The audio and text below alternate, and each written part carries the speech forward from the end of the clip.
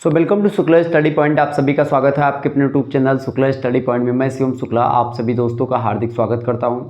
आज के वीडियो के माध्यम से हम लोग चर्चा करेंगे सोशियोलॉजी के बारे में।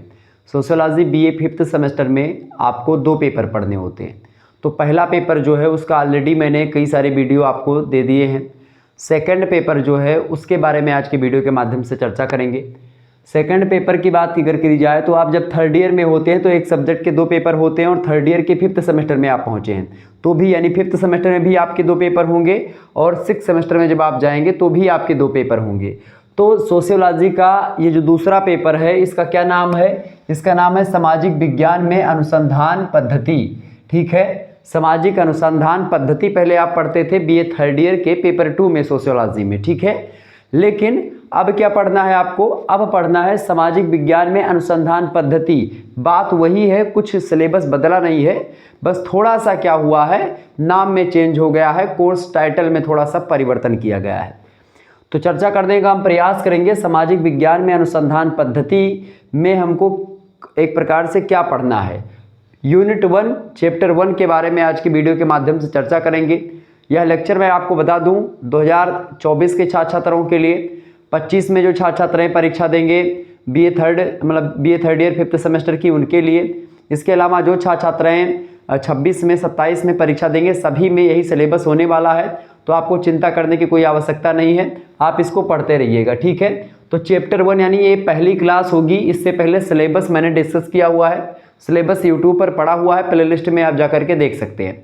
ठीक है, वैसे पड़ा हुआ अभी प्लेलिस्ट मैंने बनाई नहीं, लेकिन 1-2 दिन में मैं प्लेलिस्ट बना दूंगा, तो आप लोग देख लीजिएगा उसको। प्लेलिस्ट में सबसे पहले सिलेबस, फिर उसके बाद में चैप्टर 1, फिर 2, 3 इसी प्रकार से मिलता रहेगा। इसके अलावा ऑब्जेक्टिव टाइप के जो कुछ वीडियोज़ होंगे वो आपको मिल जाएंगे, लिखित टाइप के जो मॉडल पेपर्स होंगे और ऑब्जेक्टिव के दोनों आपको मिलते रहेंगे। ठीक है, तो आइए आज हम सामाजिक विज्ञान में अनुसंधान पद्धति के चैप्टर 1 के बारे में जानने का प्रयास करेंगे। सामाजिक अनुसंधान के बारे में जानेंगे, क्योंकि चैप्टर नंबर 1 में आपको सामाजिक अनुसंधान के अर्थ, परिभाषा, प्रकृति, विषय क्षेत्र, महत्व, उद्देश्य, उसका प्रकार, उसके चरण, इन सभी के बारे में आपको पढ़ना है। मुख्य रूप से आपको बताऊं कि जब आप किसी टॉपिक को पढ़ते हैं या किसी सब्जेक्ट को पढ़ते हैं तो सबसे पहले उस सब्जेक्ट के बारे में आपको जानना होता है। जब आप उस सब्जेक्ट को जान लेते हैं फिर आप देखते हैं कि भाई हमारे सिलेबस में क्या संकलित है। जैसे आपको सोशियोलॉजी पढ़ना है तो सबसे पहले आप ये पता करो कि सोशियोलॉजी है क्या, और वो पता कर चुके हैं आप फर्स्ट सेमेस्टर में ही, सेकंड सेमेस्टर में, थर्ड सेमेस्टर में आप वो सब पढ़ते आ रहे हैं। तो सोशियोलॉजी क्या है ये आप जान गए हैं, लेकिन सोशियोलॉजी के अंतर्गत बहुत सारी चीज़ें और पढ़नी पड़ती हैं। तो अब उनमें कोर्स टाइटल पर हम डिपेंड होंगे, यानी कि पेपर का क्या नाम है। अब पेपर का नाम है सामाजिक विज्ञान में अनुसंधान पद्धति। अब सामाजिक विज्ञान तो ये जर्नल सी बात हो गई, सभी लोग जानते हैं। अनुसंधान पद्धति, चूंकि इस अनुसंधान माने होता है शोध एक टाइप का। ठीक है, नवीन तथ्यों की खोज करना, उसको बोलते हैं शोध करना, अनुसंधान करना। ठीक है, तो इसके बारे में चर्चा करेंगे। सामाजिक विज्ञान में अनुसंधान का क्या महत्व है, अनुसंधान से सामाजिक विज्ञान का क्या लेना देना है, क्या संबंध है, इन चीज़ों को हम जानने का प्रयास करेंगे। सामाजिक अनुसंधान दरअसल है क्या, इसको हम क्लेरिफाई करने का प्रयास करेंगे। तो सबसे पहले चैप्टर नंबर 1 में आपको पढ़ना है सामाजिक अनुसंधान के बारे में, जानना कि सामाजिक अनुसंधान है क्या। आइए हम चर्चा करते हैं। तो सबसे पहले हम लोग चर्चा करने जा रहे हैं सामाजिक विज्ञान में अनुसंधान पद्धति के अंतर्गत सामाजिक अनुसंधान का अर्थ और परिभाषा, यानी मीनिंग क्या होगी सामाजिक अनुसंधान की। ठीक है, सोशल रिसर्च की, सोशल रिसर्च मेथड जो होगा उसके बारे में हम जानने का प्रयास करेंगे। ठीक है, तो सामाजिक अनुसंधान की अगर बात की जाए तो इसका सीधा सा मतलब होता है, अनुसंधान का सीधा सा मतलब समझिए। सामाजिक का मतलब तो आप समझते हैं, सामाजिक का मतलब आप समझते हैं, सोशल होता है सामाजिक का मतलब। ठीक है, यानी सामाजिकता से जुड़ा हुआ।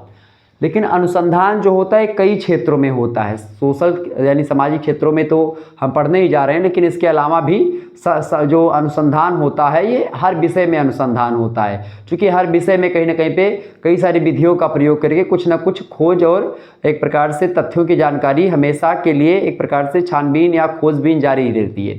तो इसी प्रकार सोशियोलॉजी में भी जारी है, उसी को बोलते हैं अनुसंधान। अनुसंधान का मतलब होता है दिशाओं में जाना, अर्थात खोज करना।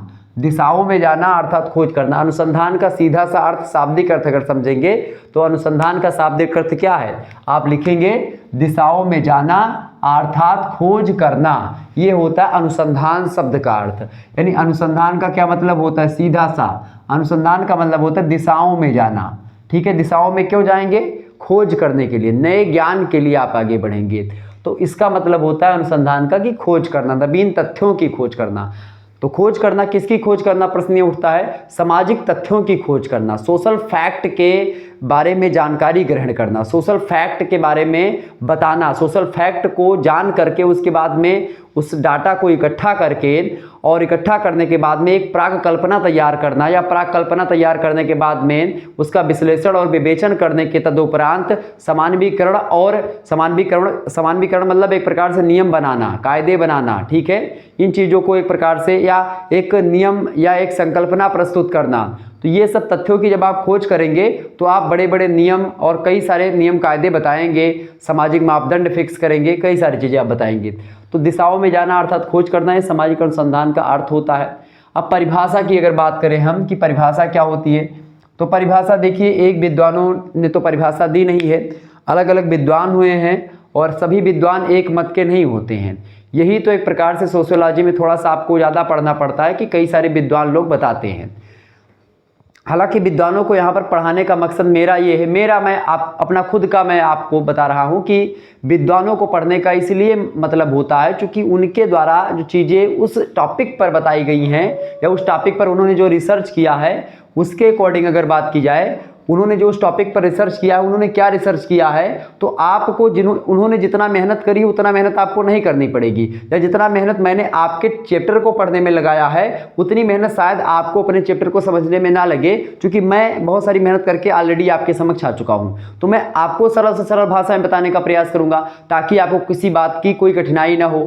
ठीक है, तो इसी प्रकार से यहाँ पर आप देखेंगे सामाजिक अनुसंधान, जो इसमें जो तमाम प्रकार के जो विद्वान हैं, जो इनकी परिभाषाएं दी गई हैं, इन्होंने बहुत अध्ययन किया है, बहुत शोध किया है, बहुत अनुसंधान किया है, और इन अनुसंधान शोध और ये कई प्रकार की चीज़ों को करने के बाद में, तमाम अनुभवों को इकट्ठा करने के बाद में, ये विद्वान जो होते हैं अपने मंतव्यों को किसी मुद्दे के प्रति रखते हैं, किसी मुद्दे को लेकर के वो अपने वक्तव्य देते हैं, बोलते हैं कि भाई ये मुद्दा ये है, इस टॉपिक की परिभाषा ये है। समझ रहे हैं चीज़ों को, इसीलिए इनके विचारों को हमको पढ़ना होता है। इनके विचारों को पढ़ने का क्या तात्पर्य है और पढ़ना क्यों चाहिए ये तो मैंने आपको बता दिया, लेकिन इनके विचारों को पढ़ने का आपके एग्जाम की दृष्टि से क्या फायदा है, क्योंकि एग्जाम में कभी कभी जब ऑब्जेक्टिव में प्रश्न पूछता है तो आपसे डायरेक्ट प्रश्न पूछ लेता है कि व्यवस्थित जानकारी जो सामाजिक घटनाओं एवं समस्याओं के संबंध में की जाती है, सामाजिक शोध कहलाती है।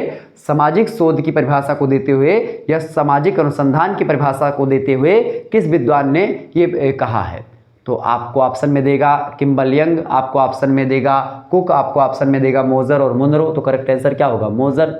ठीक है, तो इसी प्रकार से अब यहाँ पर 3-4 विद्वानों की परिभाषाओं का पढ़ने का मतलब ये है कि अगर आप 3-4 विद्वानों की परिभाषाओं को पढ़ेंगे तो तीनों चारों विद्वानों की विचारधाराओं के बारे में आप जान पाएंगे, और जब तीनों चारों की विचारधाराओं को जान पाएंगे तो एक समन्वित विचार उस टॉपिक, उस पर्टिकुलर टॉपिक के बारे में आपके जहन में बैठेंगे। यानी सभी की चीज़ों में से थोड़ा थोड़ा निकाल करके एक अपनी परिभाषा आप बना करके कॉपी में लिख देंगे, और जब ऐसा करेंगे तो एग्जामिनर बहुत प्रभावित होगा, और एग्जामिनर प्रभावित एक प्रकार से हो गया तो नंबर की बौछार होने वाली है, ये बात ध्यान रखिएगा। तो नंबर अगर आपको अच्छा लाना है बीए में, और एक प्रकार से आपको अच्छा एक प्रकार से तैयारी भी करनी है, या आपको टैलेंटेड होना है, उस विषय में अच्छी जानकारी ग्रहण करनी है, तो आप 3-4 विद्वानों की परिभाषाओं को हमेशा याद रखें, या 3-4 विद्वानों की परिभाषाओं को पढ़ने के बाद में एक अपनी परिभाषा जरूर बनाएं, और उस परिभाषा को लिखित टाइप के एग्जाम में लिख करके आप अच्छा अंक प्राप्त कर सकते हैं। तो याद करने के 2 फायदे यहाँ पर होंगे, एक तो ऑब्जेक्टिव परीक्षा में और एक लिखित परीक्षा में फायदा होगा कि आप जानकारी ग्रहण कर पाएंगे और लिख पाएंगे। क्लियर? तो आइए समझते, पहली परिभाषा है मोजर। मोजर महोदय बड़े सरल भाषा में बताते हैं कि व्यवस्थित जानकारी, कैसी व्यवस्थित जानकारी, या व्यवस्थित जानकारी जो क्या करती है, सामाजिक घटनाओं एवं समस्याओं के संबंध में की जाती है। यानी व्यवस्थित जानकारी जो सामाजिक घटनाओं एवं समस्याओं के संबंध में की जाती है या फिर दी जाती है, वही सामाजिक शोध कही जाती है। समझ रहे चीज़ों को, यानी सब व्यवस्थित जानकारी, एक व्यवस्थित जानकारी की बात हो रही है यहाँ पर। व्यवस्थित जानकारी जो होती है ये किस में दी जाती है, विज्ञान में दी जाती है। तो यहीं से सामाजिक अनुसंधान की पद्धति क्लियर हुई कि जो सोशल रिसर्च है वो कैसा है, वो वैज्ञानिक है। सोशल रिसर्च की प्रकृति कैसी है, सोशल रिसर्च की जो नेचर है वो कैसा है, nature of social research scientific है, वैज्ञानिक है। और इसमें जो प्रयोग होने वाली प्रविधियां हैं सोशल रिसर्च को अपनाने की, वो वैज्ञानिक विधियां हैं। समझ रहे हैं चीज़ों को?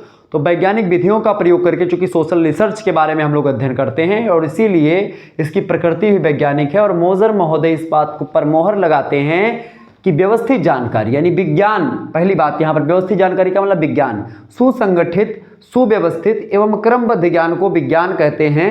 और यहाँ पर बात व्यवस्थित जानकारी की हो रही है। मोजर कहते हैं व्यवस्थित जानकारी जो सामाजिक घटनाओं और सामाजिक समस्याओं के संबंध में की जाती है। क्या? व्यवस्थित जानकारी इकट्ठा की जाती है किसके संबंध में? सामाजिक घटनाओं के संबंध में और सामाजिक समस्याओं के संबंध में। सामाजिक घटनाओं और सामाजिक समस्याओं के संबंध में जो जानकारी इकट्ठा की जाती है, जो जानकारी व्यवस्थित की जाती है, उसी जानकारी को हम सामाजिक शोध कहते हैं या सोशल रिसर्च कहते हैं या फिर सामाजिक अनुसंधान कहते हैं। सामाजिक अनुसंधान और सामाजिक शोध का तात्पर्य एक ही है, बस शब्दों का अंतर है मेरे भैया, ये बात ध्यान रखिएगा। बिल्कुल अगर इस परिभाषा में 1% का कोई डाउट हो, वीडियो को डिसलाइक मार करके चले जाना मेरे प्यारे दोस्तों, ठीक है। लेकिन अगर समझ में आ रहा है तो वीडियो को बिना लाइक आप जा नहीं सकते, आप लाइक करके ही जाइएगा अगर समझ में आ रहा है। समझ में गई कि भाई सामाजिक अनुसंधान है क्या? सामाजिक घटनाएं, बहुत सारी सामाजिक घटनाएं हैं, जैसे कि फ्रांसीसी क्रांति, औद्योगिक क्रांति, ये सब क्रांतियां हुई। समाजशास्त्र का उद्भव 1838 में, Auguste Comte father of sociology कहे जाते हैं। उसके बाद में आप धीरे धीरे देखते हैं किस प्रकार से अगस्त कॉम्ट से आते आते और आज तक समाज जो बना है उसमें, चाहे मैकाइवर पेज की बात करें, चाहे अगस्त कॉम्ट की बात करें, चाहे मैक्स वेबर की बात करें, गिलिन और गिलन की बात करें, हम कार्ल मार्क्स की बात करें, ठीक है, बेवलिन की बात करें या अन्य किसी की बात करें, तो ये सारे के सारे विद्वानों ने कहीं ना कहीं पे समाजशास्त्र की प्रगति करवाई है। और उसको आगे बढ़ा, हर्बर्ट स्पेंसर की बात कर लें तो ये सब क्या है? सामाजिक घटनाएं। और समाज में बहुत सारी घटनाएं ऐसी आपको देखने को मिलती हैं जो कि जरूरी नहीं कि समाजशास्त्री के ही कालखंड में घटित हुई हों। तो सामाजिक घटनाएं बहुत सारी होती हैं, तो उन्हीं सामाजिक घटनाओं का व्यवस्थित जानकारी। और सामाजिक समस्याएं बहुत सारी होती हैं। सामाजिक समस्याओं में जैसे निर्धनता एक सामाजिक समस्या है, जैसे विवाह एक मतलब विवाह बोल रहा हूँ, विवाह विच्छेद एक सामाजिक समस्या है। इसके अलावा जो है वृद्धों की एक समस्याएं, वृद्धों की समस्याएं होती हैं। इसके अलावा आप देखते हैं तलाक की समस्या यानी विवाह विच्छेद की समस्या वही हो गई। इसके अलावा जो है पारिवारिक विघटन की समस्या हो गई और तमाम प्रकार की समस्याएं हैं जिन समस्याओं का व्यवस्थित तरीके से खोजबीन करना, उसके संबंध में एक व्यवस्थित जानकारी प्रस्तुत करना सामाजिक घटनाओं और सामाजिक समस्याओं के बारे में, वही है सामाजिक शोध। ये बताया मोजर ने। इसके बाद में आते हैं कौन भाई? इसके बाद में आते हैं किम्बल यंग। किम्बल यंग बड़े जबरदस्त समाजशास्त्री हैं। ये कहते हैं कि सामाजिक तथ्य परस्पर, सामाजिक तथ्य, यहाँ पर बात किसकी हो रही? तथ्यों की हो रही। तथ्य मतलब होता है अंग्रेजी में, तथ्य मतलब क्या होता है? तथ्य का मतलब होता है फैक्ट। फैक्ट का मतलब क्या होता है? तथ्य। या फैक्ट का मतलब होता है सत्य, यथार्थ। समझ रहे चीज़ों को? जिसमें इफ बट नहीं होती है, उसमें संदेह जैसी कोई बात नहीं होती, आर या तो पार की बात होती है। तो सामाजिक तथ्य जब वो क्या होते हैं? परस्पर। सामाजिक तथ्य, चूंकि सामाजिक तथ्य एक तो होते नहीं, कई सारे सामाजिक तथ्य होते हैं, तो आपस में या परस्पर सामाजिक तथ्य संबंधित प्रक्रियाओं की विधिवत खोज और विश्लेषण ही सामाजिक शोध है। मतलब कि सामाजिक तथ्य परस्पर संबंधित प्रक्रियाओं की विधिवत खोज जो होती है, किसकी? सामाजिक तथ्य की परस्पर संबंधित जो प्रक्रियाएं होती हैं। अब संबंधित प्रक्रियाएं, एक तथ्य दूसरे तथ्य के बीच की जो प्रक्रियाएं होती हैं, जो रिलेशन की प्रक्रियाएं होती हैं, जो प्रोग्रेस मतलब जो प्रोसेस होती हैं एक दूसरे तथ्यों के बीच में या फैक्ट के बीच में, उन्हीं की विधिवत खोज और उन्हीं तथ्यों का विश्लेषण, उन्हीं तथ्यों की खोज और उन्हीं तथ्यों का विश्लेषण करना ही क्या कहलाता है? सामाजिक शोध या सोशल रिसर्च कहलाता है या सामाजिक अनुसंधान कहलाता है। ये बताया किसने? यंग महोदय ने। इसके बाद में आते हैं कुक महोदय। कुक महोदय कहते हैं कि भैया मोजर और यंग तू ही खाली परिभाषा नहीं दे सकते हो, हमहू बहुत परिभाषा दिए जानी थे, हमहू पढ़े लिखे है और परिभाषा हमू देवे। तो किम्बल यंग और मोजर कहें कि हाँ ठीक है भैया तू परिभाषा दियो, हम रोकब ना आपका, ठीक है। तो ये कहा लगे कुक बड़े गदगद बाड़ी माँ। कुक महोदय कहें कि किसी समस्या के संदर्भ में, यहाँ पर बात किसकी की जा रही है? किसी समस्या की। अब समस्या की बात पहले कौन कर चुका है? ऑलरेडी मोजर कर चुके हैं एक बार समस्या के बारे में बात, वो समस्याओं की बात वहाँ पर कर चुके हैं। अब कुक कहते हैं किसी समस्या के संदर्भ में ईमानदारी विस्तार तथा बुद्धिमानी से, ईमानदारी विस्तार तथा बुद्धिमानी से तथ्यों और उनके अर्थ तथा उपयोगिता की खोज करना ही सामाजिक शोध या सामाजिक क्या होता है, सामाजिक अनुसंधान होता है। समझ रहे चीजों को? क्या कहा इन्होंने? किसी समस्या के संदर्भ में, कोई समस्या है उसके संदर्भ में ईमानदारी विस्तार तथा ईमानदारी का विस्तार उस समस्या के बारे में कि भाई वो समस्या क्या समस्या थी, वास्तविक समस्या क्या थी, इसके बारे में एकदम फैक्ट जानकारी, ईमानदारी से उस पर रिसर्च करना। तो ईमानदारी से उसका विस्तार और बुद्धिमानी से, बुद्धिमानी से यहाँ पर ईमानदारी से उस समस्या का विस्तार करना और बुद्धिमानी से तथ्यों का क्या करना, तथ्यों का और उनके अर्थ का, जो तथ्य हैं उनके अर्थ का उपयोगिता, कि उस तथ्य का अर्थ क्या है और उसकी उपयोगिता क्या है, इसकी खोज करना ही सामाजिक शोध कहलाता है। ठीक है, यानी कि एक उपयोगिता की खोज करना, किसकी, यानी सामाजिक तथ्य जो होते खास करके किसी समस्या का एक प्रकार से ईमानदारी विस्तार और बुद्धिमानी से क्या करना, तथ्यों का, किसके तथ्यों का, किसी समस्या के तथ्यों का, किसी समस्या के तथ्यों का ईमानदारी से और बुद्धिमानी से उनका अर्थ और उसकी उपयोगिता को ज्ञात कर लेना, उपयोगिता की खोज कर लेना कि इसकी उपयोगिता है क्या, वही होता है सामाजिक रिसर्च या सोशल रिसर्च या सामाजिक एक प्रकार से अनुसंधान या सामाजिक शोध। ठीक है, इसके बाद में मुनरो आते हैं। मुनरो कहते तू ही तीनों जने परिभाषा ना दे पेबो, हमारे मुँह है और हमहू बोल सकित है, हमहू परिभाषा देबे।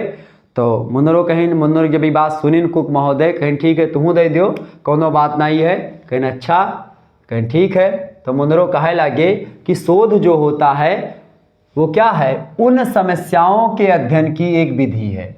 अभी तक बात समस्याओं की जरूर हो रही थी मेरे महोदय, मेरे प्यारे दोस्तों, लेकिन बात समस्याओं की थी कि भाई समस्या क्या है, किस समस्या की बात यहाँ पर लोग कर रहे हैं।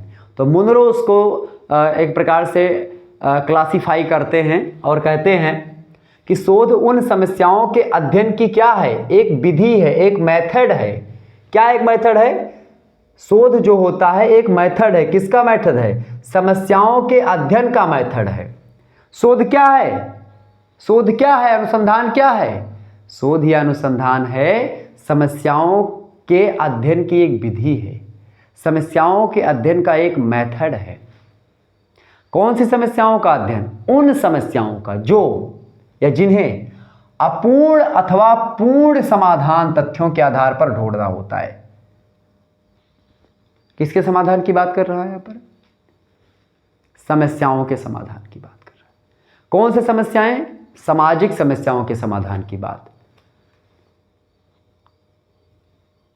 पूर्ण अथवा अपूर्ण समाधान तथ्यों के आधार पर ढूंढना होता है। किनको ढूंढना होता है? उन सामाजिक समस्याओं के अध्ययन की, मतलब शोध जो होता है उन समस्याओं के अध्ययन की विधि होती है जिन्हें, यानी कैसी विधि होती है, समस्याएं कैसी होती हैं, ऐसी विधि होती है जिन्हें अपूर्ण, उस विधि के द्वारा अपूर्ण या पूर्ण समाधान के तथ्य, यानी उस समस्या के समाधान के तथ्य जो होते हैं उन तथ्यों के आधार पर हमको ये ढूंढना होता है कि वो समस्या है क्या और समस्या का समाधान क्या है। ठीक है, ये हो गया आपका परिभाषा। तो सामाजिक अनुसंधान की परिभाषा और अर्थ जाहिर सी बात है आपको क्लियर हुआ होगा। क्लियर है? बिल्कुल। आगे बढ़ते हैं और भी चीज़ों को जानने का प्रयास करते हैं। इसके बाद में हम आगे बढ़ते हैं और आगे आप देखते हैं कि सामाजिक अनुसंधान के उद्देश्य की बात मैं करूंगा। सामाजिक अनुसंधान का क्या उद्देश्य है और क्या प्रकार होते हैं। सामाजिक अनुसंधान के उद्देश्य की अगर बात की जाए, प्रकार की बात की जाए, तो इसमें देखिए सामाजिक अनुसंधान के मुख्य रूप से दो उद्देश्य हैं और उन्हीं उद्देश्यों के आधार पर सामाजिक अनुसंधान के प्रकार को डिसाइड किया गया है। अब वो दो प्रकार कौन कौन से हैं? एक तो है भाई सैद्धांतिक उद्देश्य और एक है व्यवहारिक उद्देश्य। सैद्धांतिक उद्देश्य और व्यवहारिक उद्देश्य की बात की जाए, सैद्धांतिक उद्देश्य जो होते हैं ये मूलतः पठन पाठन के लिए किए जाते हैं, केवल शिक्षा में किए जाते हैं, केवल सिद्धांतों को एक प्रकार से बनाने के लिए किए जाते हैं शोध, ताकि सिद्धांतों का वो बनाया जाए, प्राक कल्पना का निर्माण किया जाए, जिससे विषय वस्तु एक प्रकार से अध्यापकों या बच्चों के पठन पाठन के लिए उपयोगी हो। यानी इसमें एक प्रकार से ये सिद्धांतों को ध्यान में रख करके उद्देश्य जो होता है, एक ऐसा उद्देश्य यानी ऐसा सामाजिक अनुसंधान जो कि जिसका उद्देश्य सैद्धांतिक होता है। दूसरा है व्यवहारिक, यानी जिससे आम जनमानस का फायदा होता है इससे, ठीक है, समाज में रह रहे लोगों का फायदा होता है इससे, सामाजिक लोगों का फायदा होता है व्यवहारिक अनुसंधान से, जिसका उपयोग सभी समाज के लोग कर सकते हैं। ऐसा कोई शोध, ऐसा कोई रिसर्च जिससे सामाजिक के सभी लोग एक प्रकार से लाभान्वित हों, उस प्रकार का शोध जो होता है व्यवहारिक शोध होता है, ठीक है। तो दो उद्देश्य होते हैं, सामाजिक उद्देश्य मतलब सामाजिक अनुसंधान के, एक सैद्धांतिक उद्देश्य और एक व्यवहारिक उद्देश्य। अब प्रकार की अगर बात करें तो प्रकार में देखिए, प्रकार अगर सामाजिक अनुसंधान के प्रकार की बात करें तो इसी के आधार पर हम लोग ये कह सकते हैं कि दो प्रकार का होता है। एक तो सैद्धांतिक या शुद्ध या मौलिक सामाजिक अनुसंधान। शुद्ध या मौलिक सामाजिक अनुसंधान की अगर बात करें तो ये उस प्रकार का सामाजिक अनुसंधान होता है जो कि एक प्रकार से मूलतः सिद्धांतों को एक प्रकार से डिफाइन करता है, सिद्धांतों के बारे में बताता है, और वो सिद्धांत एक प्रकार से जर्नल नहीं होते हैं, वो सिद्धांत एक प्रकार से एक विशिष्ट होते हैं, सामान्य नहीं होते हैं, वो विशिष्ट एक विषय वस्तु के लिए होते हैं, ठीक है, आम जनमानस के लिए नहीं होते। और दूसरा जो प्रकार है अनुसंधान का वो होता है सामाजिक मतलब व्यवहारिक सामाजिक अनुसंधान। व्यवहारिक सामाजिक अनुसंधान में समाज में एक प्रकार से ऐसा अनुसंधान किया जाता है जिससे लोगों का फायदा होता है और लोग उससे लाभान्वित होते हैं और अच्छा महसूस करते हैं, समाज के आम जनमानस के लिए शोध करना, ठीक है। तो ये हो गया शोध के दोनों प्रकार और शोध के दो उद्देश्य। तो उद्देश्य के वो पांच पूछे तो सैद्धांतिक और व्यवहारिक उद्देश्य होते हैं, और सैद्धांतिक या शुद्ध अथवा मौलिक सामाजिक अनुसंधान या व्यवहारिक सामाजिक अनुसंधान, ये दो प्रकार के सामाजिक अनुसंधान होते हैं, ठीक है। समझ में आ रही चीज़ें। तो ये हो गया सामाजिक अनुसंधान के बारे में कुछ बातें जिसके बारे में हमने बताया। सैद्धांतिक या शुद्ध मौलिक अनुसंधान होता है जो अनुसंधान सामाजिक जीवन अथवा घटनाओं के संबंध में शुद्ध अथवा मौलिक सिद्धांतों और नियमों की खोज या निर्माण के लिए किया जाता है, उसे शुद्ध अथवा मौलिक अनुसंधान कहते हैं। व्यवहारिक सामाजिक अनुसंधान ये होता है यानी जिस अनुसंधान का संबंध सामाजिक जीवन के व्यवहारिक पक्ष से होता है उसे व्यवहारिक अनुसंधान कहते हैं, ठीक है। अब इसके बारे में आगे हम बढ़ेंगे और आगे हम समझेंगे सामाजिक अनुसंधान की प्रमुख विशेषताएं। आखिरकार क्या क्या विशेषताएं हैं सामाजिक अनुसंधान की, ठीक है, समझते हैं भाई। पहली विशेषता है सामाजिक जीवन से संबंधित है। मतलब पहली बात तो सामाजिक अनुसंधान जो है ये किससे रिलेटेड है भाई, सामाजिक अनुसंधान जो है ये सामाजिक जीवन से रिलेटेड है, सोशल लाइफ से संबंधित है। पहली विशेषता सामाजिक अनुसंधान की, चूंकि इसका जो व्यवहारिक पक्ष है, सामाजिक अनुसंधान का जो व्यवहारिक उद्देश्य है वो सामाजिक जीवन में बहुत सारी खुशियाँ लाता है, बहुत सारी अच्छाइयाँ लाता है। दूसरी बात पारस्परिक संबंधों की खोज करना। पारस्परिक संबंधों की खोज करना, चूंकि समाज जो होता है सामाजिक संबंधों का अध्ययन करता है और सामाजिक अनुसंधान में सामाजिक संबंधों को हम छोड़ नहीं सकते हैं, तो परस्पर सामाजिक जो संबंध होते हैं उनकी खोज भी यहाँ पर एक प्रकार से सामाजिक अनुसंधान के द्वारा होती है। यानी सामाजिक अनुसंधान की एक विशेषता क्या है, पारस्परिक संबंधों की खोज करना भी, ठीक है। तो दूसरी विशेषता। तीसरी विशेषता आप यहाँ पर देखेंगे विश्वसनीय ज्ञान की प्राप्ति। चूंकि सामाजिक अनुसंधान जब होता है किसी भी मुद्दे को लेकर के, कोई सामाजिक घटना थी, उस घटना के बारे में अभी अच्छी जानकारी हमको नहीं प्राप्त थी या उस घटना के बारे में भी पूर्णतः जानकारी हमको नहीं प्राप्त थी। अब क्या हो, कोई सामाजिक कार्यकर्ता क्या करे, जाए और मतलब सोशोलॉजिस्ट कोई जाए, मतलब समाजशास्त्री कोई, और उस घटना पर बढ़िया तरीके से अवलोकन करे, उस घटना के स्थल पर जाए, वहाँ के बारे में एक एक चीज़ की जानकारी ले, तथ्यों के साथ सारे जो है उस घटना का विश्लेषण करे, और विश्लेषण करने के बाद में उस घटना के बारे में आकर के एक नियम बनाए और उसके बारे में एक पुस्तक छापे और फिर लिखे, और फिर जब हम उस पुस्तक को पढ़ेंगे तो हमारा क्या होगा, अज्ञानता से पर्दा दूर होगा। यानी अभी तक जो हम उस तथ्य के बारे में नहीं जान पा रहे थे, उस घटना के बारे में हमको अच्छी जानकारी नहीं मिल पा रही थी, वो अच्छी जानकारी हमको सामाजिक शोध के दौरान जो व्यक्ति ने किया, समाजशास्त्री ने जो शोध किया है उसके बारे में हमको जानकारी मिल जाएगी, क्योंकि उसने बड़ा गहरा रिसर्च किया है उस मुद्दे पर, ठीक है। तो विश्वसनीय ज्ञान की प्राप्ति होती, चूंकि एक समाजशास्त्री का या एक शोधकर्ता का संपूर्ण जीवन लगा होता है किसी घटना या किसी जो है चीज़ के बारे में, या संपूर्ण अनुभव लगा होता है उस घटना के बारे में जानकारी इकट्ठा करने में, तो विश्वसनीय होता है और एक आप उस पर विश्वास कर सकते हैं कि भाई ये घटना सत्य है, ठीक है। तो विश्वसनीय ज्ञान की प्राप्ति हमको हो पाती है। इसके अलावा सामाजिक अनुसंधान का चौथा उद्देश्य है सामाजिक प्रगति में सहायक होता है। सामाजिक प्रगति में, चूंकि समाज जो सोशल प्रोग्रेस होता है वो तभी संभव है जब सामाजिक अनुसंधान होता रहे। बिना सामाजिक अनुसंधान के आप सोशल प्रोग्रेस की बात कैसे कर सकते हैं, सामाजिक प्रगति की बात कैसे कर सकते हैं। समाज तभी प्रगति करेगा जब समाज में अनुसंधान होगा, और जब समाज में अनुसंधान होगा तभी लोगों की आंखें खुलेंगी, लोगों मतलब समाज में परिवर्तन होगा, और परिवर्तन की दिशा प्रगति की दिशा से मिलेगी। मतलब एक प्रकार से समाज अच्छे दिशा की ओर आगे बढ़ेगा, ठीक है, समाज में प्रगति होगी। तो सामाजिक प्रगति की दृष्टि से अगर देखें, सामाजिक प्रगति में भी सहायता करता है सामाजिक अनुसंधान, ये भी विशेषता है।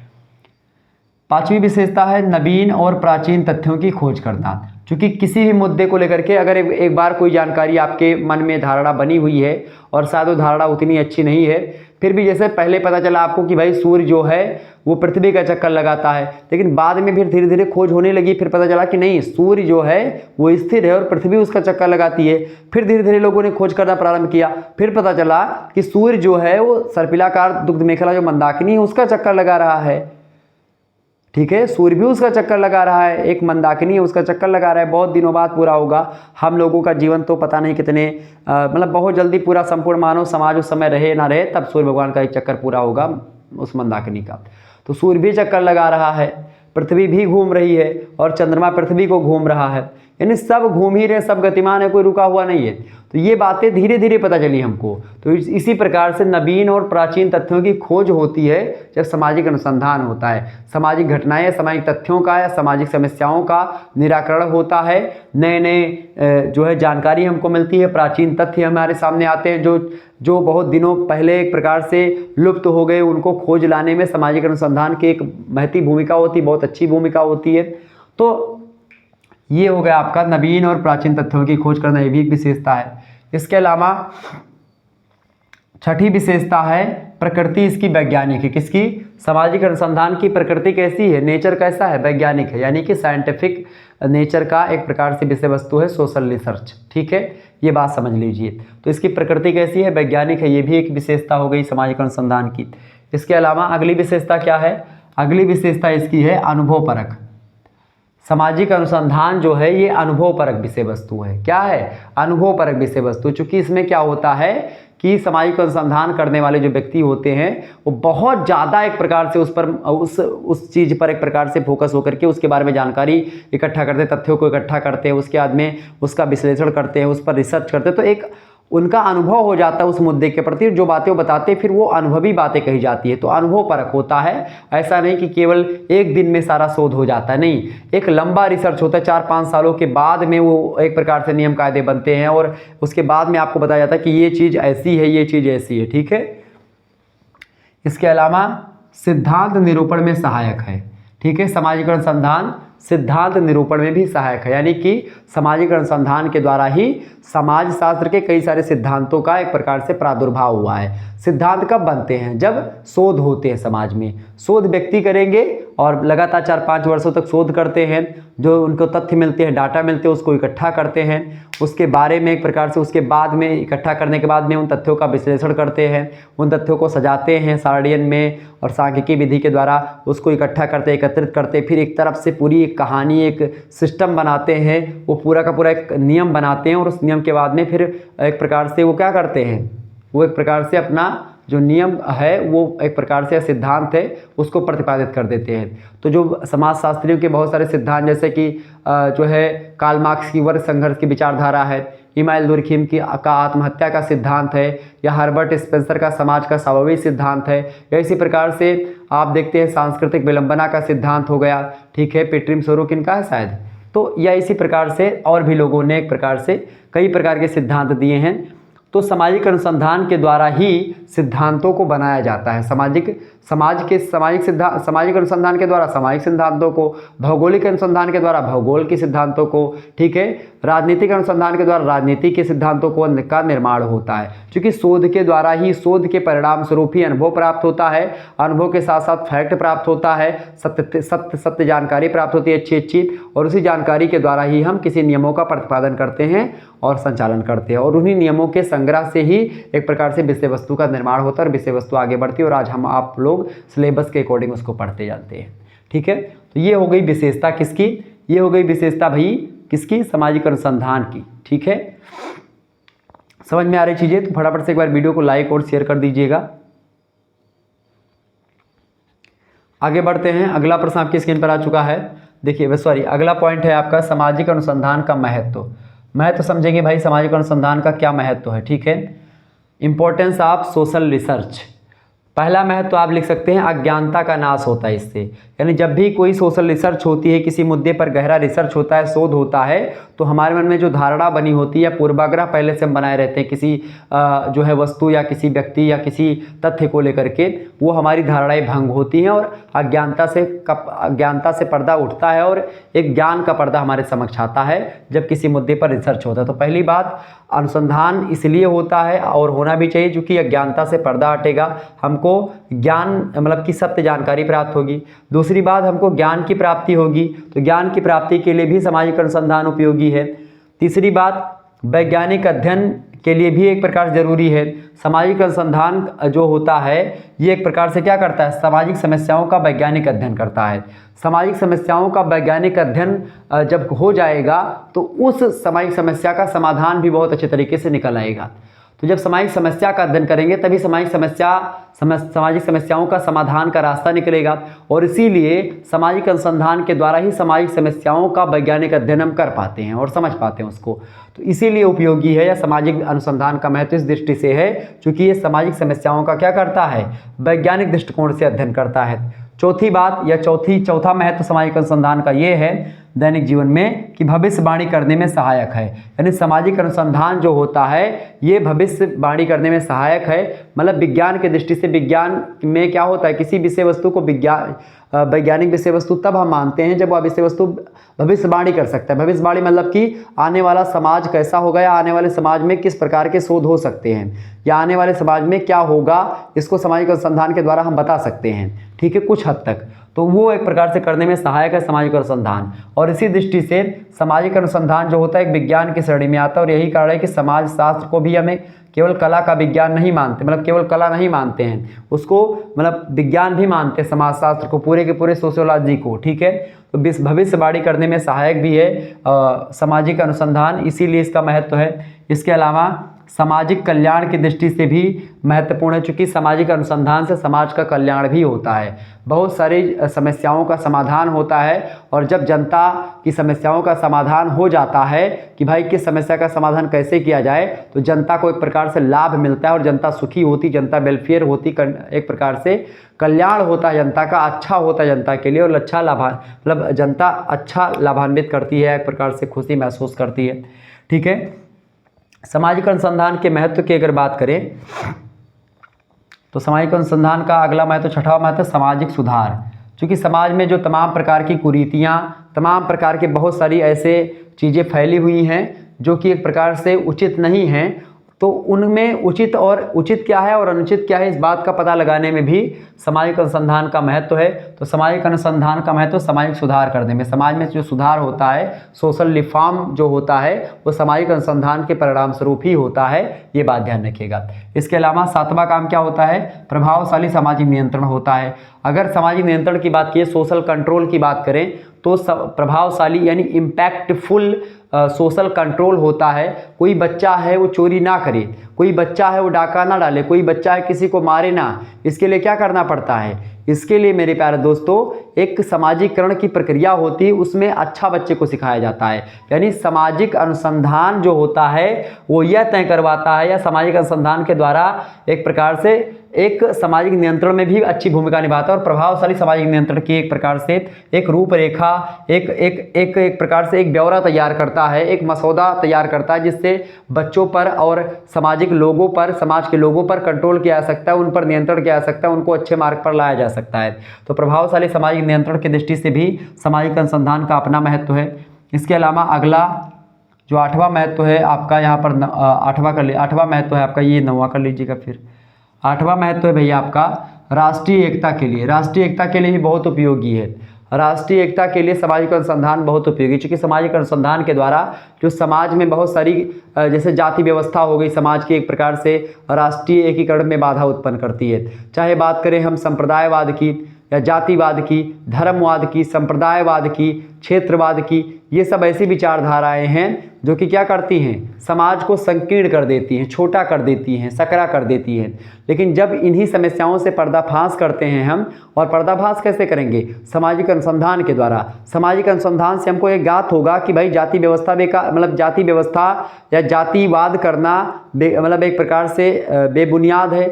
जाति के आधार पर लड़ना बेबुनियाद है, अच्छा नहीं है। संप्रदायवाद के नाम पर झगड़ा लड़ाई करना आपस में, ये भी बेबुनियाद है, अच्छी बात नहीं है। इसी प्रकार से क्षेत्रवाद के नाम पर कि हम फलाना क्षेत्र से हैं, हम फलाना क्षेत्र से, हम ढकाना क्षेत्र से हैं, इसको लेकर के आपस में गुरूरता और लड़ने झगड़ने की बात करना, ये भी गलत बात है। तो ये सब एक प्रकार से कौन बताता है हमको, ये सब सामाजिक शोधों के द्वारा बहुत सारे विद्वान बताते हैं कि भाई ये चीज़ गलत है, ये चीज़ सही है। तो ये भी एक प्रकार से राष्ट्रीय एकता के लिए भी उपयोगिता, चूंकि राष्ट्रीय एकता के लिए उपयोगी इसलिए है चूंकि सामाजिक अनुसंधान एक प्रकार से संप्रदायवाद को बढ़ावा नहीं देता, संप्रदायवाद को कम करने का प्रयास करता है।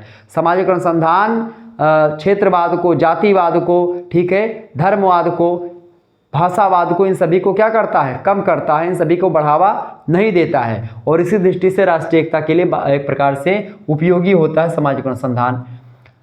नौवां महत्व इसका ये है कि सामाजिक परिवर्तन को समझने के लिए सोशल जो चेंज होता है, समाज चूँकि विभिन्न समाजों में लगातार परिवर्तन होता रहता है, कोई भी दुनिया का ऐसा समाज नहीं है जहाँ पर परिवर्तन ना होता हो।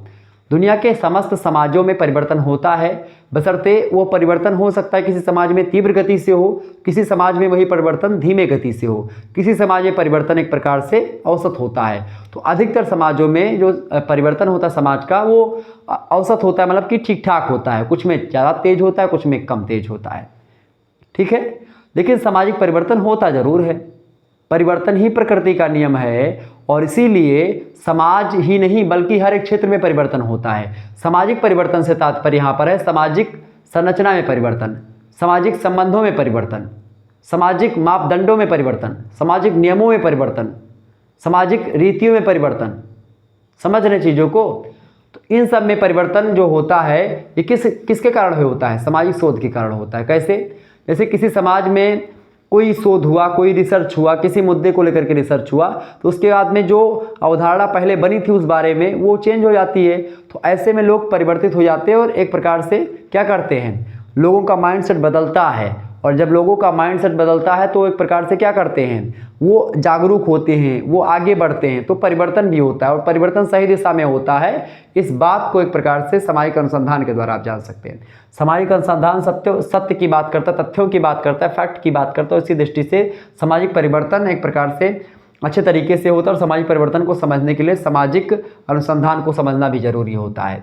तो इस प्रकार से सामाजिक अनुसंधान का ये महत्व हो गया। अज्ञानता का नाश, ज्ञान की प्राप्ति, वैज्ञानिक अध्ययन, सामाजिक समस्याओं का वैज्ञानिक अध्ययन भविष्यवाणी करने में सहायक है, सामाजिक कल्याण करता है, समाज सुधार में सहायक है, प्रभावशाली सामाजिक नियंत्रण है, राष्ट्रीय एकता के लिए एक प्रकार से उपयोगी है, सामाजिक परिवर्तन को समझने के लिए भी उपयोगी है सामाजिक अनुसंधान। इसके बाद में हम आगे बढ़ते हैं। अगला जो आपका टॉपिक है वो है सामाजिक अनुसंधान के मुख्य चरण। सामाजिक अनुसंधान के मुख्य चरण की बात करें हम कि भाई कितने चरण होते हैं, तो अलग अलग विद्वानों ने अलग अलग चरण बताए हैं। वैसे अगर बात की सामाजिक अनुसंधान के चरण की, तो सामाजिक अनुसंधान के कई चरण होते हैं। चूँकि सामाजिक शोध की प्रकृति वैज्ञानिक है, क्योंकि इसमें वैज्ञानिक पद्धतियों का उपयोग किया जाता है और शोध का मुख्य लक्ष्य होता है वैज्ञानिक निष्कर्षों की प्राप्ति, समान्वीकरण तथा नियमों का प्रतिपादन करना। ठीक है, तो वैज्ञानिक पद्धति या वैज्ञानिक कार्यविधि जो होती है उसका सहारा लेना आवश्यक हो जाता है और इसको लेकर के अगस्त काम्ट, श्रीमती पी.बी. यंग, ठीक है, और इसके अलावा श्री जॉर्ज ए. लुंडबर्ग, ये सब लोग एक प्रकार से चीज़ों को बताते हैं। ठीक है, ये बात ध्यान रखिएगा। तो यहाँ पर मैंने किम्बल यंग बोल दिया था, किम्बल यंग नहीं है, श्रीमती पी.बी. यंग कर लीजिएगा, यहाँ पर श्रीमती पी.बी. यंग है। ठीक है, ये बात ध्यान रखिएगा, श्रीमती पी.बी. यंग। ठीक है, ये हैं, इन्होंने कहा था सामाजिक अनुसंधान के बारे में, इनका गहरा रिसर्च है इस पर। ठीक है, तो यहाँ पर एक प्रकार से कई सारे विद्वान ने सामाजिक अनुसंधान के चरण, अच्छा सामाजिक अनुसंधान का चरण भी यही है और वैज्ञानिक पद्धति का भी चरण यही है। अगर आपसे पूछे वैज्ञानिक पद्धति का चरण, ठीक है, तो भी आप यही लिखेंगे, वैज्ञानिक पद्धति का चरण। ठीक है,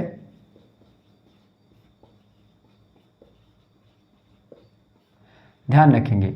तो वैज्ञानिक पद्धति का चरण बोले या सामाजिक अनुसंधान का मुख्य चरण बोले, दोनों बात एक ही है यहाँ पर, ठीक है। तो समझने का यहाँ पर प्रयास करेंगे थोड़ा सा। देखिए, सामाजिक अनुसंधान के मुख्य चरण की अगर बात की जाए तो वैज्ञानिक पद्धति का भी मुख्य चरण है, चूँकि वैज्ञानिक पद्धति का प्रयोग करके सामाजिक अनुसंधान की चीज़ों को आगे बढ़ाया जाता है।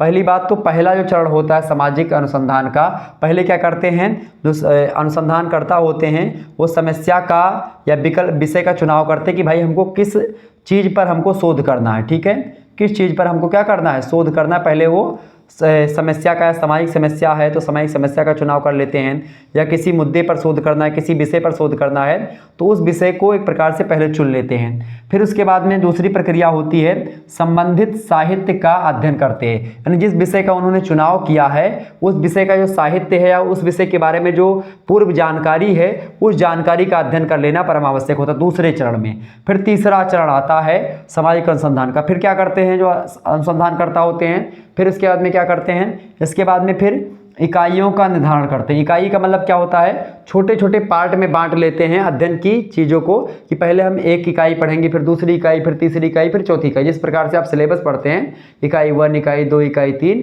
इसी प्रकार से। तो फिर हम क्या करेंगे, तीसरे चरण में हम अनुसंधान के इकाइयों का निर्धारण कर लेंगे और इकाइयों में बांट लेंगे, ठीक है। चौथे चरण में जब हम पहुंचेंगे तो प्राक कल्पना का निर्माण कर लेंगे। एक प्राक कल्पना मतलब एक अपने मन में एक धारणा बना लेंगे कि हमको नियम कैसे प्रतिपादित करना है या हमको किस पर काम करना है, ठीक है। एक धारणा, एक प्राक कल्पना, एक मसौदा, एक सांचा बना लेना, ठीक है। फिर उसके बाद में हम क्या करेंगे, अध्ययन क्षेत्र का निर्धारण करेंगे, कहाँ पर हमको अध्ययन करना है, कहाँ कहाँ पर जाना है, ये सारी चीज़ें हम डिसाइड कर लेंगे। कहाँ पर जा करके शोध करना है, ये सारी चीज़ें हम एक प्रकार से क्या कर लेंगे, पता लगा लेंगे। तो अध्ययन क्षेत्र का निर्धारण कर लेंगे, ये पांचवा चरण हो गया। इसके बाद में अगला चरण होता है छठा चरण, सूचनादाताओं का चुनाव करना। सूचनादाता का मतलब क्या होता है कि अलग अलग क्षेत्रों में हमको चूंकि जाना है या किसी एक ही क्षेत्र में जाना है तो हमको ये पता लगाना होगा कि हमको किसके किसके पास जाना है, किसके किसके पास से हमको जानकारी ग्रहण करनी है, किसके किसके पास से हमको सूचना लेनी है, जानकारी ग्रहण करनी, किसके किससे हमको साक्षात्कार करना है, किससे पूछना है कि यहाँ पर क्या हुआ था, इस मुद्दे में इस समय क्या हुआ था। जैसे बहुत सारे रिपोर्टर जाते हैं कि भैया क्या कहना चाहेंगे आप, ऐसे मैग लगा के मुँह में ऐसे ऐसे ऐसे ला जाएंगे, क्या कहना चाहेंगे आप, तो आदमी डर जाता है। अभी एक रील फेमस हुई है तसला वाली, और मैडम गई पूछने की जो है क्या कहना चाहें किसी मुद्दे पर, वो तो कह रहा कि हमारे पास मसाला नहीं है, मसाला नहीं है। तो कहा फिर क्या है, तो कह रहा हमारे पास तसला है, ठीक है। वो कह रहा था मैंने देखा बड़ी मज़ा आई मुझको, वो कह रहा था मेरे पास तसला है। तो फिर मैडम कहीं कि अच्छा तो तसला है तो मैं क्या करूं, तो कहा कि मुझे नौकरी दिलवा दो। तो मैडम ने कहा, जो पत्रकार महोदया थी, उन्होंने कहा कि मैं क्या करूं, मतलब उन्होंने क्या कहा, उन्होंने कहा कि मैं नौकरी देने थोड़ी आई हूं। तो फिर मजदूर ने कहा, जो तसला लिए हुए था, उसने कहा कि तो मैं इंटरव्यू देने थोड़ी आया हूँ यहाँ पर। तो इतना ज़बरदस्त बोला कि एकदम से प्रेजेंस ऑफ माइंड का प्रयोग किया उसने, मज़ा आ गया सुनने में। तो सूचनादाताओं का चुनाव करना, तो इसी प्रकार से हमको किससे किससे बात करनी है, कहाँ कहाँ जाना है, किससे किससे सूचना इकट्ठा करनी है, कहाँ कहाँ से हमको एक प्रकार से जो तथ्य है, जो डाटा है, हमको उसका कहाँ कहाँ से कलेक्शन करना है। छठा चरण में, सातवें चरण में हमको करना क्या है, सूचना के स्रोतों और अध्ययन के उपकरणों व प्रविधियों का निर्धारण कर लेना है। कि जैसे मैंने आपको बताया सूचना के स्रोत मतलब कि किससे किससे हमको सूचना मिलेगी इस मुद्दे के बारे में, किसी मुद्दे पर जिस पर आप रिसर्च कर रहे हैं, जिस समस्या के बारे में आप रिसर्च करने जा रहे हैं, उसकी जानकारी हमको कहाँ कहाँ से मिलेगी उसका निर्धारण कर लेना, और उसके उपकरण का निर्धारण करना कि किन किन माध्यमों से हमको मिलेगी, किन विधियों का प्रयोग करके हम उन तक पहुँच सकते हैं, वहाँ तक जा सकते हैं, ठीक है।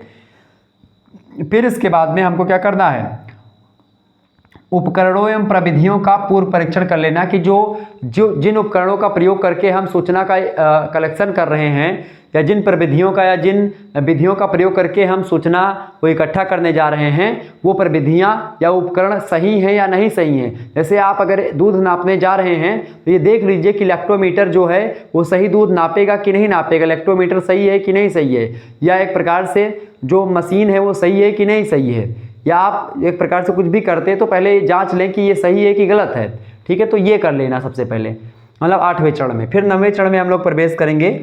इसके 9वें चरण में क्या होगा, जो तथ्य हमारे पास मिलेंगे, जो तमाम प्रकार के लोगों से बातचीत करने के बाद में, उपकरणों प्रविधियों का प्रयोग करने के बाद में जो हमको तथ्य मिलेगा, जो हमको डाटा मिलेगा, जो हमको फैक्ट मिलेगा, उन फैक्ट का हम अवलोकन और संकलन करेंगे। अवलोकन करने के बाद संकलन करेंगे। अवलोकन का मतलब क्या होता है, उसको देखेंगे कि भाई क्या क्या मिला, सत्य है कि नहीं सत्य है, उसका हम अवलोकन करेंगे अच्छे तरीके से, उसको देखेंगे, उस पर विचार करेंगे, उस पर रिसर्च करेंगे, मतलब उसको चेक करेंगे। उसके बाद में उसका संकलन करेंगे। संकलन मतलब उसको हम इकट्ठा करेंगे, उस डाटा को हम उस डाटा का कलेक्शन करेंगे। फिर उसके बाद में क्या करेंगे, सामाजिक अनुसंधान का अगला चरण होता है तथ्यों का संपादन करना। तथ्यों का संपादन करना, संकेतन करना, वर्गीकरण करना और सारणीकरण करना। मतलब तथ्यों को एक सारणी में, एक प्रकार से कि ये तथ्य यहाँ के हैं, ये तथ्य इसके हैं, एक सारणी में बांट लेना। चूंकि कई सारे तथ्यों का आपने जानकारी ली है, कहाँ से कितना प्राप्त किया, तो वो एक सारणी और एक प्रकार से क्या कर ले, वर्गीकरण कर लें, उनका बंटवारा कर लें। ए वाले को ए कॉलम में, बी वाले को बी में, इस प्रकार सारणी और स्तंभ बना करके अपना सेट कर लें। संकेतन मतलब एक प्रकार से जिसको मान लेते हैं, जैसे वाटर है तो वाटर को एक प्रकार से मान लेते हैं आप W से चिन्हित कर रहे हैं, या एक प्रकार से मिल्क को आप यम से चिन्हित कर रहे हैं। ऐसे प्रकार से जिसको भी आप चिन्हित करना चाहें तो आप प्रतीक के माध्यम से यम या ABCD किसी, या फिर आबासा, इस प्रकार से आप उसको प्रतीक शब्दावली में कर सकते हैं। ठीक है, तो तथ्यों का संपादन करना होता है। तथ्यों का संपादन, तथ्यों का संकेतन, यानी तथ्यों को आप अगर संकेत की भाषा में लिखना चाहते हैं तो वो भी, उसका वर्गीकरण कर लीजिए अगर करना है तो, उसका सारणीकरण करना है कि सारणी, 2 सारणी, 3 सारणी, इस प्रकार से बनाना है तो वैसे आप बना लेंगे, ताकि क्या होगा, इससे समझने में आसानी होगी और तथ्यों को अच्छे तरीके से आप समझ पाएंगे। जैसे टाइम टेबल बना लेना, जैसे विद्यार्थियों का टाइम टेबल होता है, जब प्रिंसिपल से पूछेगा टाइम टेबल जो होता है कि भाई टीचर का टाइम टेबल कैसा होता है कि किस कक्षा में कब किस टीचर को पढ़ाना है, पूरा टाइम टेबल बना लेते हैं और एक सारणी के रूप में एक चार्ट बना लेते हैं। तो चार्ट के माध्यम से आप अच्छे तरीके से समझ पाते हैं कब किस घंटे में कौन से टीचर का एक प्रकार से क्लास लगेगा, ये आप समझ पाते हैं उसको। ठीक है, तो ये होता है, तो ये सब कर लेना। फिर इसके बाद में तथ्यों का विश्लेषण और विवेचन करना। जो तथ्य आपने इकट्ठा किए हैं, जो आपने सारणी में इकट्ठा किए हैं, वो एक बार चेक कर लें, उसका विश्लेषण कर लें, एनालिसिस कर लें उन चीज़ों का कि ये चीज़ें जो हमने करी हैं सही हैं कि गलत हैं, पूरा एकदम से जांच परख कर लें। फिर उसके बाद में क्या करें, जब ये सारी चीज़ें संपन्न हो जाएं, जांच परख हो जाए आपकी तथ्यों की, फिर उसके बाद में आप सामान्यीकरण एवं नियमों का प्रतिपादन करें। मतलब कि सीधा सीधा फिर आप नियम का प्रतिपादन कर दें, एक संकल्पना प्रस्तुत कर दें अपनी। ठीक है, कि ये नियम जो है हमारी हो गई। ठीक है, संकल्पना कहना उचित ना होगा, नियम प्रतिपादित कर देना। नियम मतलब एक प्रकार से जिसमें सत्यता होती है। संकल्पना मतलब क्या होता है कि एक पूर्व धारणा नियम की, एक नियम का सांचा पहले से तैयार करना जिसमें कल्पना समाहित हो कि ऐसे ऐसे होगा। समझ रहे हैं चीज़ों को। तो ये हो गया एक प्रकार से आपका सामान्यीकरण और नियमों का प्रतिपादन। तो समस्या सामाजिक अनुसंधान में मैंने उसके कई सारे चरण बताए, जैसे कि पहला चरण कि किसी समस्या का चुनाव कैसे करना है, चुनाव करने के बाद में और नियमों के प्रतिपादन तक, ये होता है सामाजिक अनुसंधान का एक प्रकार से चरण। और सामाजिक अनुसंधान इस प्रकार से किया जाता है, पहले समस्या का निर्धारण किया जाता है, समस्या या विषय का चुनाव किया जाता है, फिर संबंधित साहित्य का अध्ययन किया जाता है, फिर इकाइयों का निर्धारण किया जाता है, फिर प्राक कल्पना का निर्माण करते हैं, फिर अध्ययन क्षेत्र का निर्धारण करते हैं, उसके बाद सूचनादाताओं का चुनाव करते हैं, फिर सूचना के स्रोतों एवं अध्ययन के उपकरणों व प्रविधियों का निर्धारण करते हैं, उसके बाद उपकरणों एवं प्रविधियों का पूर्व परीक्षण करते हैं, फिर इसके बाद में हम लोग तथ्यों का अवलोकन करते हैं, उसके बाद संकलन करते हैं, फिर तथ्यों का संपादन करते हैं, संकेतन करते हैं, वर्गीकरण और सारणीकरण करते हैं, फिर उसके बाद हम लोग तथ्यों का विश्लेषण और विवेचन करने के बाद में सामान्यीकरण के द्वारा हम नियमों का प्रतिपादन कर देते हैं और फाइनली एक नियम बन जाता है। क्लियर। तो इस प्रकार से नियम बनते हैं सामाजिक अनुसंधान के द्वारा और वैज्ञानिक विधियों का प्रयोग करके। समझ में आई चीज़ें। तो ये है सामाजिक अनुसंधान का पहला चैप्टर, जिसके बारे में मैंने खूब विधिवत तरीके से आपको समझा दिया। निश्चित तौर पर आपके समझ में सारी बातें आई हुई होंगी। एक भी बात अगर यहाँ पर नहीं समझ में आ रही तो फिर से आप पूछ सकते हैं कमेंट सेक्शन में, मैं उसको बताने का प्रयास करूँगा। हालांकि आपका सारा डाउट क्लियर हो गया होगा। बाकी चैप्टर नंबर 2 के बारे में हम लोग नेक्स्ट वीडियो में चर्चा करेंगे। उसमें हम चैप्टर नंबर 2 के बारे में चर्चा करेंगे और भी सब्जेक्ट की क्लास आपकी जल्दी होगी। ठीक है, ये बात ध्यान रखिएगा। तो चलिए फिर मिलते हैं हम नेक्स्ट वीडियो में। तब तक के लिए जय हिंद, जय भारत। आप सभी का बहुत बहुत धन्यवाद हमारे से जुड़ने के लिए। इसी प्रकार से अपना प्यार हमेशा बनाए रखिएगा। एक बात और आपको यहाँ पर समझाना चाहूँगा कि आज का जो भी ये वीडियो है ये बहुत इंपॉर्टेंट इसलिए है क्योंकि यहाँ से आपकी परीक्षा में लगभग आपके 10 से 20 नंबर आपके इसी ही एक चैप्टर से आने वाले हैं। ठीक है, पहले चैप्टर से आपके 10 से 20 नंबर तैयार होने वाले हैं। ऑब्जेक्टिव में लगभग और लगभग यहाँ से 5 क्वेश्चन पूछे जाते हैं। ठीक है, 5 से 6 क्वेश्चन। और लिखित में आपके लगभग 1 से 2 क्वेश्चन पूछे जाते हैं, वो भी लघु और दीर्घ उत्तरीय और अति लघु उत्तरीय के। हो सकता है 2 प्रश्न पूछे जाएं, एक आपका अति लघु उत्तरीय का और एक दीर्घ उत्तरीय का यहाँ से, ठीक है, ये बात ध्यान रखिएगा। अच्छा, यहाँ से कई प्रश्न इसलिए भी बनते हैं, सामाजिक अनुसंधान का अर्थ एवं परिभाषा, ये आपको अति लघु उत्तरीय प्रश्न पूछ सकता है। लघु उत्तरीय प्रश्न पूछेगा कि सामाजिक अनुसंधान का अर्थ या परिभाषा बताते हुए सामाजिक अनुसंधान की परिभाषा दीजिए और सामाजिक अनुसंधान के मुख्य चरणों को बताइए, ऐसे पूछेगा, तो आप लघु उत्तरीय में लिख सकते हैं। दीर्घ उत्तरीय पूछेगा सामाजिक अनुसंधान का अर्थ, परिभाषा और उसकी विशेषताएं, उसकी प्रमुख विशेषताएं बताते हुए उसके प्रकार और उसके मुख्य चरणों पर प्रकाश डालिए, या एक प्रकार से उसका क्या महत्व है, सामाजिक अनुसंधान का दैनिक जीवन में क्या महत्व है इसको बताएं, या समाजशास्त्र में सामाजिक अनुसंधान का क्या महत्व है इसको बताएं। तो ऐसे कई प्रकार के प्रश्न आपसे यहाँ से बन सकते हैं। उन समस्त प्रश्नों के उत्तर को देने में आप सक्षम हो सकेंगे अगर आप लोगों ने यह वीडियो देखी है। निश्चित तौर पर आपके समझ में सारी चीज़ें आई हुई होंगी। वीडियो को लाइक और चैनल को सब्सक्राइब कर दीजिएगा। आप सभी के लिए इसी प्रकार से मैं लगातार आता रहूँगा और लगातार आपकी क्लास होती रहेगी। इसके बाद में हम चैप्टर 2, 3, 4, 5 इसी प्रकार से आगे बढ़ते रहेंगे। धन्यवाद, बहुत बहुत धन्यवाद। तो आप लोग ये सारी चीज़ें देख लीजिएगा, ठीक है। तो आज की वीडियो के माध्यम से आपने सामाजिक अनुसंधान के अर्थ और परिभाषा को समझा, फिर उसके बाद में आपने जो है क्या समझा, आपने सामाजिक अनुसंधान की प्रमुख विशेषताओं को जाना। इसके अलावा आपने सामाजिक अनुसंधान का उद्देश्य और प्रकार समझा, सामाजिक अनुसंधान का महत्व समझा, सामाजिक अनुसंधान के मुख्य चरण समझा। अच्छा, यही चीज़ वैज्ञानिक पद्धति का भी चरण है, ये बात ध्यान रखिएगा। क्लियर हो गई बातें? तो ये रहा आपका 5th सेमेस्टर समाजशास्त्र के पेपर 2 सामाजिक विज्ञान में अनुसंधान पद्धति का चैप्टर नंबर 1, जिसके बारे में आप लोगों ने जाना, ठीक है। चलिए फिर मिलते हैं नेक्स्ट वीडियो में, तब तक के लिए जय हिंद, जय भारत। आप सभी का बहुत बहुत धन्यवाद। वीडियो को लाइक और चैनल को सब्सक्राइब जरूर कर दीजिएगा, बहुत बहुत रिक्वेस्ट है आपसे। बिल्कुल सभी जितने फ़ोन आपके घर में हैं सभी से चैनल को सब्सक्राइब लाइक कर दीजिएगा। धन्यवाद।